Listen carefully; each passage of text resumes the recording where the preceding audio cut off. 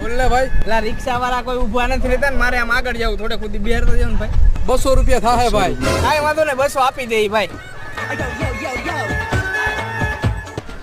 ભાઈ થોડીક વાર ઉભા રહ્યો હું આવું. પણ પૈસા દેતો જા ભાઈ. મારા ભાઈ પાસેથી લેતો હું પૈસા. લેતો જા.